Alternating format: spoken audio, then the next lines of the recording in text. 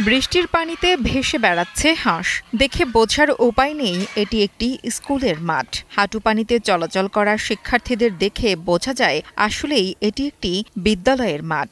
কদিনের টানা বৃষ্টিতে এমন বেহাল অবস্থা হয়েছে হোসেনপুর মধ্যপাড়া সরকারি প্রাথমিক বিদ্যালয়ের। ব্রাহ্মণবাড়িয়া জেলার বাঞ্ছারামপুরের সলিমাবাদ ইউনিয়নের হোসেনপুর মধ্যপাড়া সরকারি প্রাথমিক বিদ্যালয়ের মাঠে বৃষ্টি হলেই জমে যায় হাঁটু সমান পানি। দুর্ভোগের সীমা থাকে না শিক্ষক ও শিক্ষার্থীদের। ১৯৯৪ সালে বিদ্যালয়টি প্রতিষ্ঠিত হওয়ার পর থেকেই এমন পরিস্থিতির শিকার শিক্ষার্থীরা।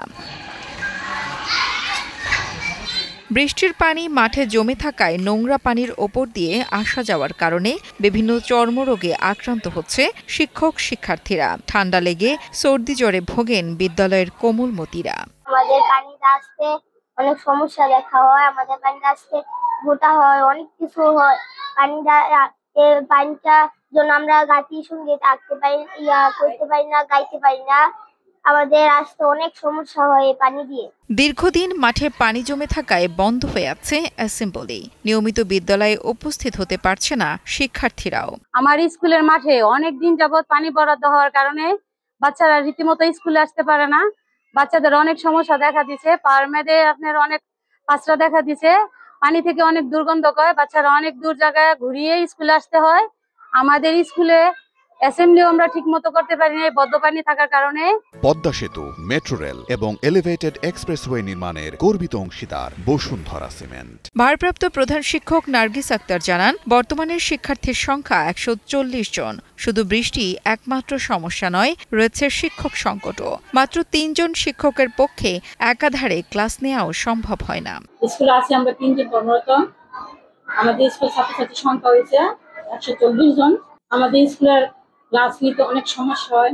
পার্শ্ববর্তী জমির রাস্তার উপর মাটি ভরাট করায় অকেজো হয়ে পড়েছে বিদ্যালয়ের মাঠ। কিছুদিনের মধ্যে মাটি ভরাটের বরাদ্দ পাওয়া গেলে দ্রুতই কাজ শুরু হবে। পড়ালেখার মানোন্নয়নের জন্য ঊর্ধ্বতন কর্তৃপক্ষের নিকট শিক্ষক নিয়োগের দাবি জানান স্থানীয় UP panel chairman Mohammad Rafiqul Islam. দীর্ঘদিন যাবৎ এই হোসেনপুর প্রাইমারি স্কুলের মাঠটা অকেজো হয়ে আছে, কারণ পার্শ্ববর্তী জমি ভরাট করে রাস্তার উপর দিয়ে মাটি ভরাট করার কারণে পানি সংস্কার না হওয়ার কারণে মাঠটা অকেজ হয়ে গেছে।